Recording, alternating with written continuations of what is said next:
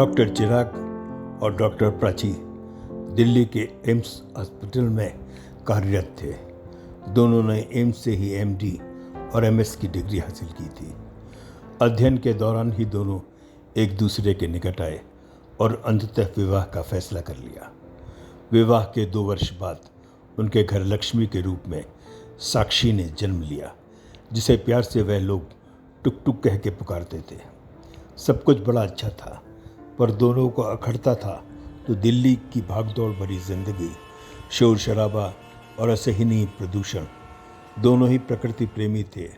उनका मन दिल्ली से कहीं दूर भाग जाने का करता था, जहाँ शांति, स्वच्छ वातावरण और हरियाली हो। चाहे वहाँ आमदनी कुछ कम हो तो कोई बात नहीं।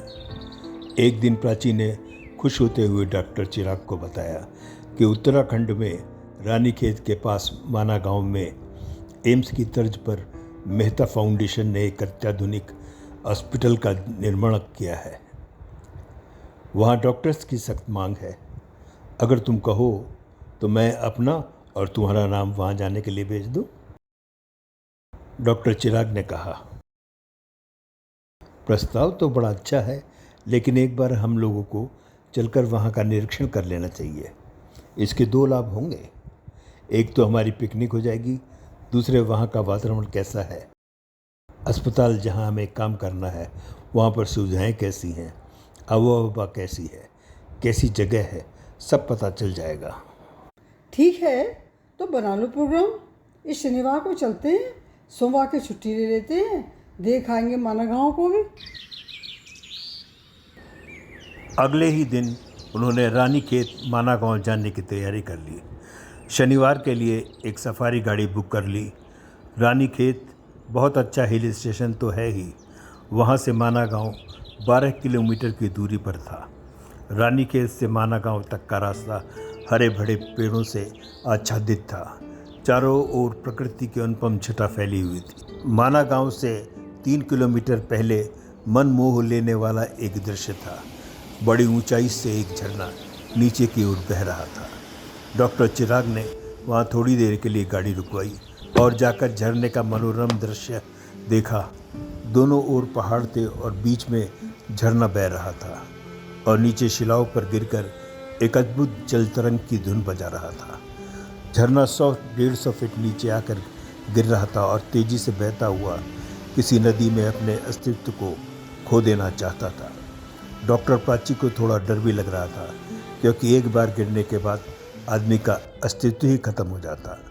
लगता था वहाँ उनसे पहले भी कुछ लोगों ने पिकनिक मनाई थी, क्योंकि वहाँ cold drink, beer, distil water और चिप्स वगैरह के रैपर पड़े हुए थे।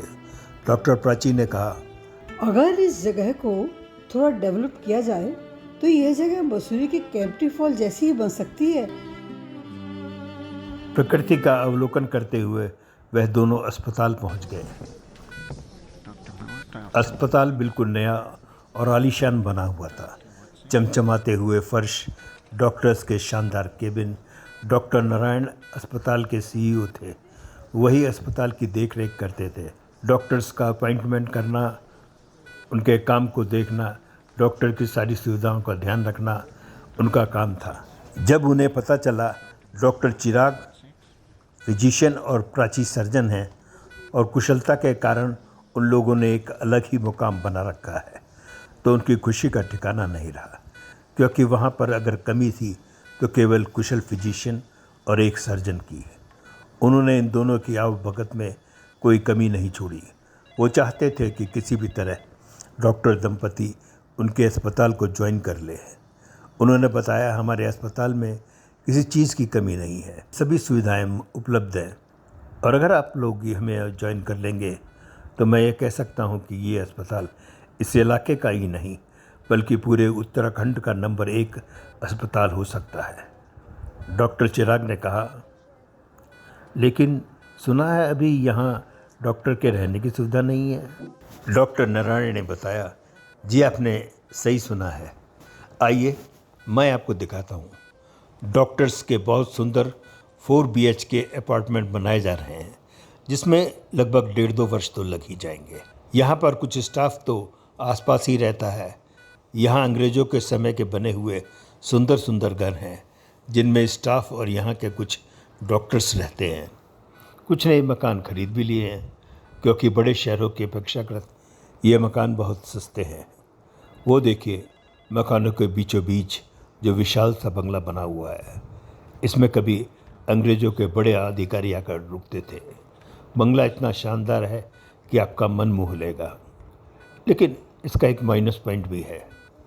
इसका मालिक पेरिस में रहता है और वो इस बंगले को किराए पर नहीं देना चाहता, बेचना चाहता है। ऐसे बंगले दिल्ली में 20 करोड़ से कम के नहीं मिलेंगे, लेकिन वो इसे केवल 2 करोड़ में बेच देना चाहता है। डॉक्टर प्राची ने पूछा, क्या हम लोग इस बंगले को अंदर से देख सकते हैं? हाँ हाँ, क्यों नहीं। इस बंगले के मालिक अमन सर ने इसके देख रेख और रख रखाव की जिम्मेदारी मुझे ही सौंप रखी है। बंगले को देखकर प्राची अभिभूत हो गई। उसे लगा जैसे वो किसी स्वप्न महल में खड़ी है। बड़े बड़े विशाल कमरे, बड़ा सा ड्राइंग रूम, सभी कमरों में सूर्य का प्रकाश और हवा आने की समुचित व्यवस्था थी। बंगले के बाहर काफ़ी विशाल सा गार्डन था, जिसे किचन गार्डन और फुलवारी लगाने के लिए प्रयोग किया जा सकता था। प्राची ने पूछा, सर ये बताइए, इस कॉलोनी के बाहर घने तारों की बाड़ क्यों लगाई गई है? तारों के पार घना जंगल है। जंगल में शेर चीते तो नहीं, लेकिन भेड़िए, लकड़बग्घा, खरगोश, हिरण और जंगली कुत्ते घूमते रहते हैं। इन तारों को लगा होने से वह कॉलोनी के अंदर किसी बच्चे को या इंसान को हानि नहीं पहुंचा पाते। किसी डर की बात तो नहीं है यहाँ? हरगिज़ नहीं। आज से 20 साल पहले एक भेड़िए ने यहाँ खेल रहे एक बच्चे को हानि पहुँचाई थी। उसके बाद ये तार लगा दिए गए। फिर आज तक कोई अप्रिय घटना नहीं घटी है। सर एक बात और बताइए, मिस्टर मेहता को इस शहर से 12 किलोमीटर दूर इस अस्पताल को बनाने की क्या व्यवस्था थी? दरअसल रानीखेत में इतनी जगह अस्पताल बनवाने के लिए मिल ही नहीं सकती। ज़मीन यहाँ उपलब्ध हुई। उद्योगपति मेहता जी अपनी वाइफ से बहुत प्यार करते थे। उनकी पत्नी का देहांत मेडिकल सुविधाएं न मिलने के कारण रानीखेत में हो गया था। तभी उन्होंने निश्चय कर लिया था कि एक ऐसा अस्पताल इस इलाके को देंगे जिसमें सारी सुविधाएं हों।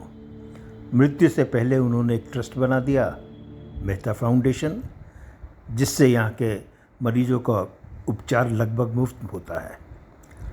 मैं नारायण मेहता उनका बेटा हूँ और मैं एक बच्चे की तरह इस अस्पताल का ख्याल रखता हूँ।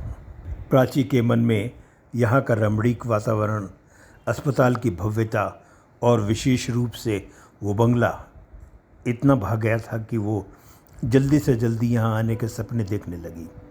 डॉक्टर प्राची दिल्ली पहुँचने तक डॉक्टर चिराग को जल्दी से जल्दी दिल्ली की नौकरी छोड़कर यहाँ आने के लिए प्रेरित करती रही। देखो प्राची, ये बंगला हमारी पहुँच में तो है।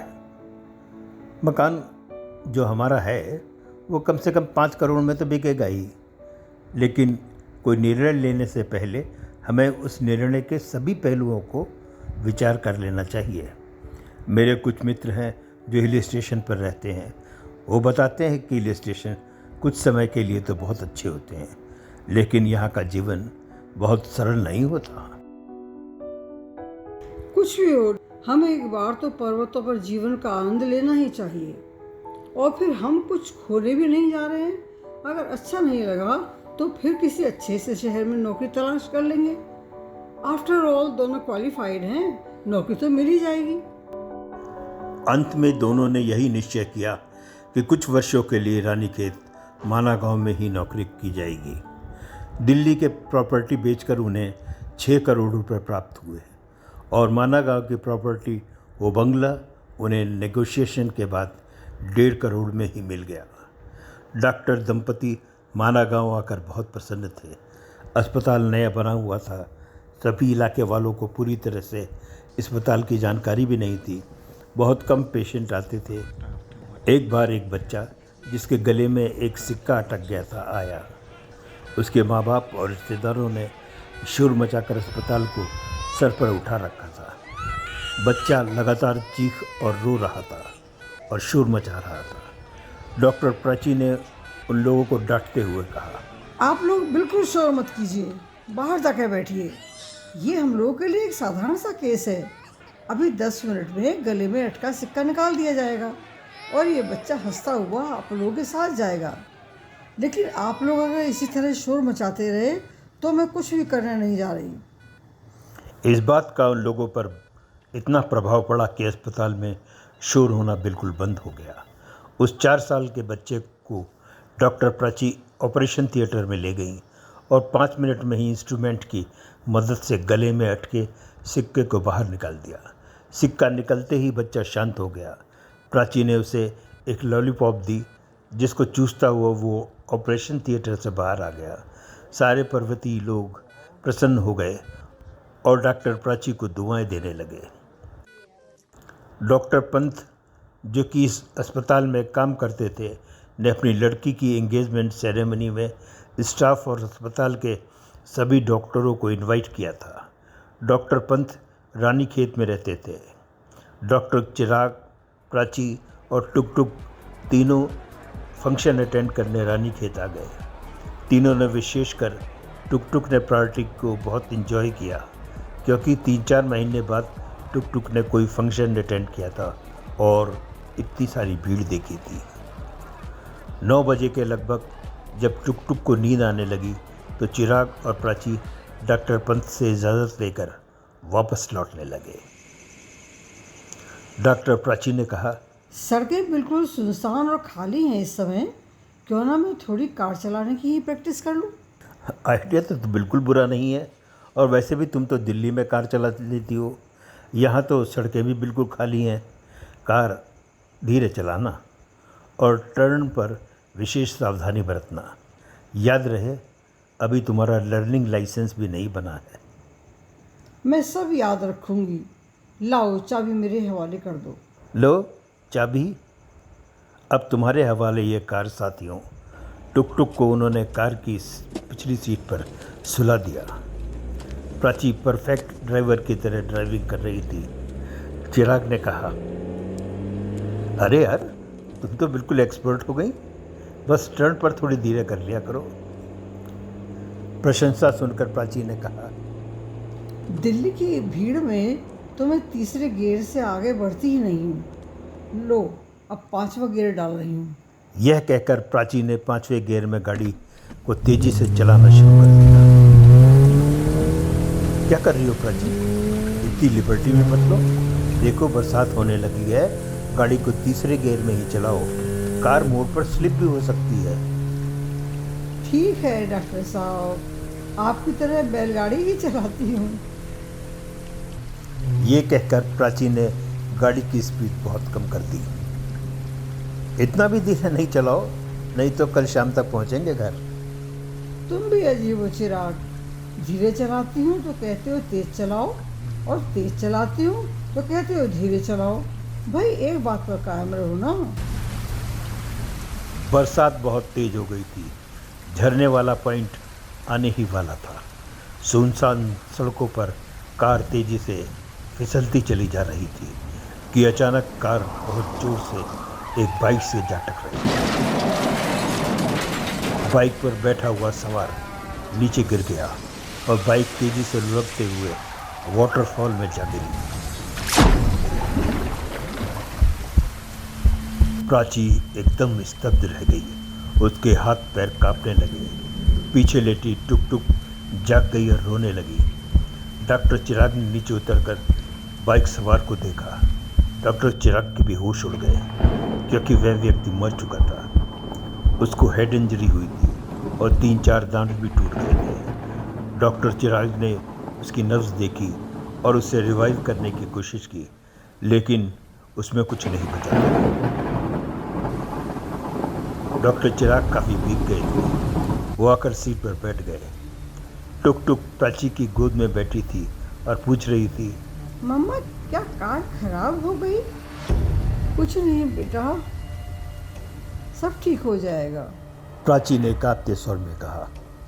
फिर चिराग से पूछा, क्या हुआ चिराग? वो मर गया है। क्या? ये कैसे हो गया? अब क्या होगा चिराग? प्राची को अचानक एहसास हुआ ये सब बातें टुक टुक की जानकारी में नहीं होनी चाहिए।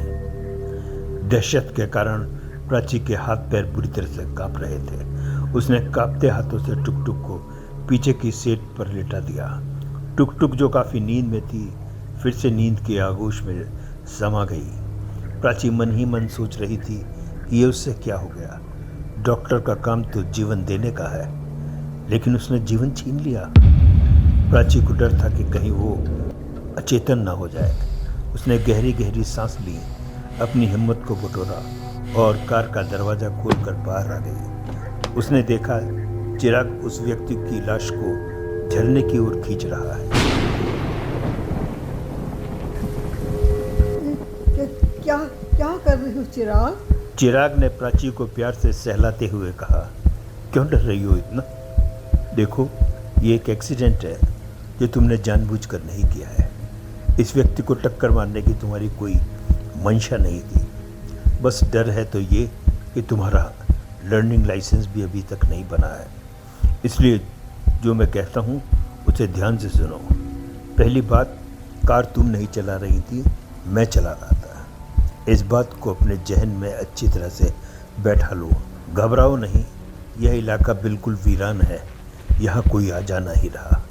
मैं तो केवल एक चांस लेना चाह रहा हूँ। सबसे पहले जाकर कार की हेडलाइट्स बंद कर दो और आकर मोबाइल की रोशनी मुझे दिखाओ। बेचारा मर तो चुका ही है, मैं इसे खाई में फेंक देना चाहता हूँ। फिर बाद में जो परिणाम होगा देखा जाएगा। बरसात और तेज हो गई थी।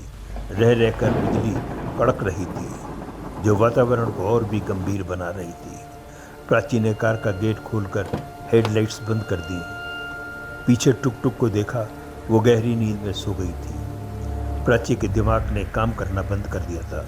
उसने जैसे ही मोबाइल की रोशनी उस व्यक्ति की लाश पर डाली, लाश का भयानक चेहरा देखकर प्राची की चीख निकल गई। वो पुनः नर्वस होकर कांपने लगी और चिराग से कहने लगी, ये मेरे से क्या हो गया चिराग? न जाने अब क्या होगा, मुझे बहुत डर लग रहा है। जो होगा वो देखा जाएगा, लेकिन इस तरह से तुम अगर नर्वस हुई और डरती रही तो ज़रूर कुछ ना कुछ हो जाएगा। ये लाश बहुत ही भारी है, जरा इसे धकेलने में मेरी मदद करो। दोनों लाश को खिसकाते हुए झरने के मुहाने पर ले आए।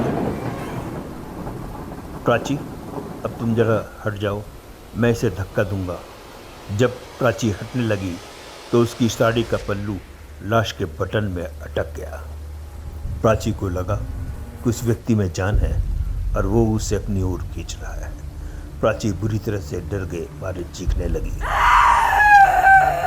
प्राची ने मुड़कर देखा, उस लाश का भयानक चेहरा, बाहर निकली हुई आंखें प्राची को घूर रही थी। उसके हाथ से मोबाइल छूटकर नीचे जा गिरा। चिराग ने उसे झंझोड़ते हुए कहा, होश में आओ प्राची, क्या कर रही हो?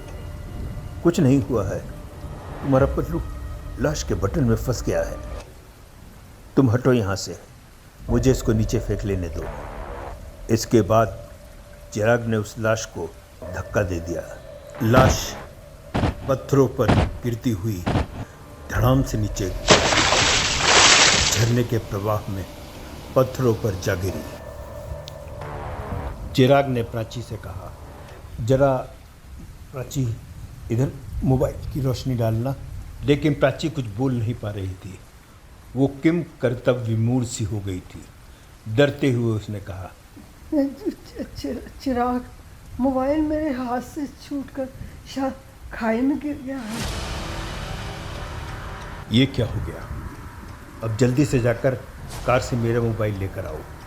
अपने मोबाइल से चिराग ने कई बार प्राची के मोबाइल पर रिंग की, लेकिन कोई रिंग सुनाई नहीं दे रही थी।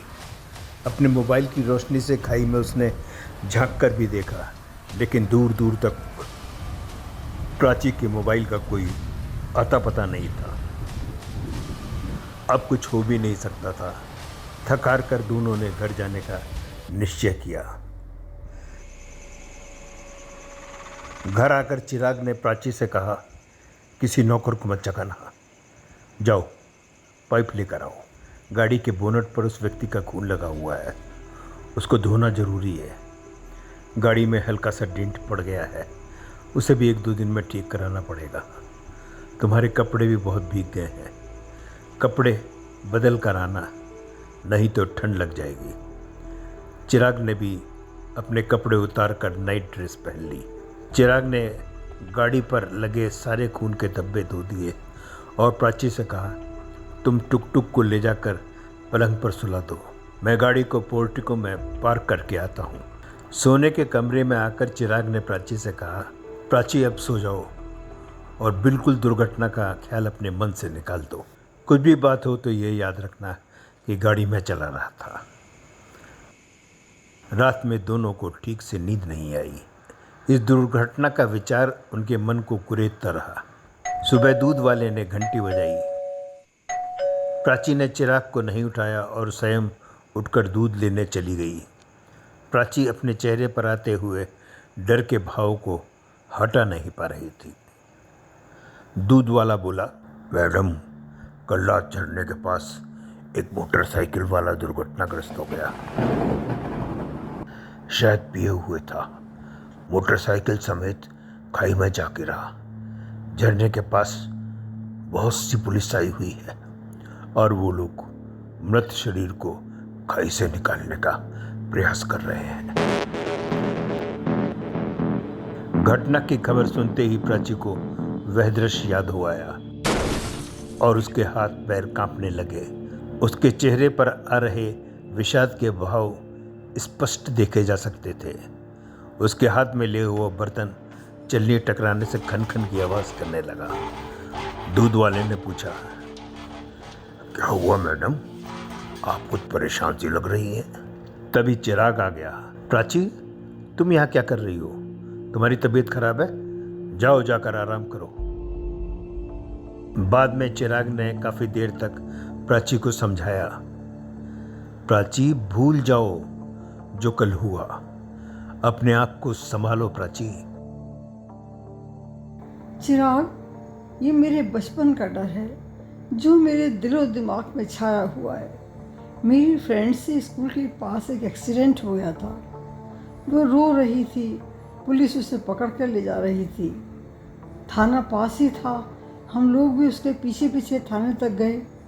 वहाँ हमने देखा कैसे लेडी पुलिस उसके साथ मारपीट कर रही थी और उसे धमका रही थी। तभी से पुलिस से मुझे बहुत डर लगता है चिराग। लेकिन इस केस में तो तुम गाड़ी चला ही नहीं रही थी, मैं ड्राइव कर रहा था ना, और तुम मेरे साथ वाली सीट पर बैठी थी। बस जहाँ ये तुम्हारे दिमाग में बैठ जाएगा तुम्हें डर लगना बंद हो जाएगा। नहीं चिराग, तुम्हें भी पुलिस वाले कुछ कहेंगे तो क्या मुझे बर्दाश्त होगा? बल्कि उल्टा मेरे दिमाग में ये हीन भावना रहेगी, गलती मैंने की है और सज़ा तुम भुगत रहे हो। तुम जो सोच रहे हो वह कभी नहीं होगा। गाड़ी मैं ही चला रही थी, जो भी होगा मैं भुगतूंगी, तुम नहीं। कुछ देर बाद अस्पताल से एक कर्मचारी ने आकर बताया, डॉक्टर साहब, अस्पताल में एक लाश आई है,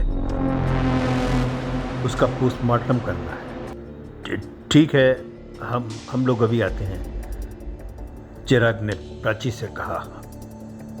मैं जानता हूँ तुम्हारी मनोदशा ठीक नहीं है, लाश का पोस्टमार्टम मैं कर दूंगा, तुम्हें बस थोड़ी देर वहाँ खड़ा होना होगा और being a surgeon postmortem report पर दस्तखत करने होंगे। चलो हिम्मत करो और तैयार हो जाओ। लाश का पोस्टमार्टम डॉक्टर चिराग ने ही किया। उसके पास डरी सहमी सी प्राची खड़ी रही। जब वो लोग बाहर निकलने लगे तो पुनः एक अप्रत्याशित घटना हुई। फिर किसी चीज़ में प्राची का आंचल अटक गया। वह सोचकर कि लाश का काम है, प्राची बड़ी जोर से चीखी।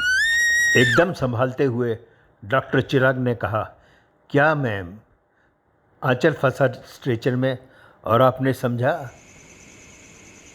बाहर पुलिस ने पूछा, क्या हो गया था मैडम को, चीखने की आवाज़ आई थी? कुछ नहीं इंस्पेक्टर, आफ्टर ऑल हैं तो लेडी ही। इंस्पेक्टर थपलियाल ने पूछा, डॉक्टर साहब, क्या निकल कर आया पोस्टमार्टम में? मौत की क्या वजह है? इंस्पेक्टर, मुझे लगता है ये व्यक्ति शराब पिए हुए था। बरसात पड़ रही थी, लगता है इसकी बाइक स्लिप हो गई और ये बैलेंस खो बैठा और खाई में गिर गया। पोस्टमार्टम में हादसे की वजह ड्रिंक एंड ड्राइव अंकित किया गया। शाम को दोनों घर लौट आए। मेड ने खाना लगा दिया। चिराग मुंह हाथ धोकर खाना खाने बैठ गया और प्राची से कहा, तुम भी जल्दी से फ्रेश होकर आ जाओ, डिनर कर लेते हैं। प्राची ने मुंह धोकर शीशे की ओर देखा, जिसे देखते ही उसका दिल दहल गया। मिरर पर खून से लिखा था, मैं शराब नहीं पीता। ये सब कुछ क्या था? क्या वास्तव में मिरर पर कुछ नहीं लिखा था और महज ये प्राची के मन का वहम था? क्या होगा उस लाश का? क्या किसी भूत प्रेत का चक्कर तो नहीं है? क्या इंस्पेक्टर थपलियाल असली तक पहुंच पाएंगे? एक और लाश का विकृत चेहरा, दूसरी ओर इंस्पेक्टर थपलियाल के तीखे सवाल। कैसे सामना करेगी प्राची इन तीखे सवालों का? चिराग इसमें उसकी क्या मदद करेगा? इसी तरह के अनेकों सवाल, रहस्य व रोमांच से भरी इस कहानी अस्तित्व को अंत तक सुनना न भूलें। और अगर आपको हमारी कहानी पसंद आती हैं तो इन्हें लाइक, शेयर और सब्सक्राइब करना न भूलें। धन्यवाद।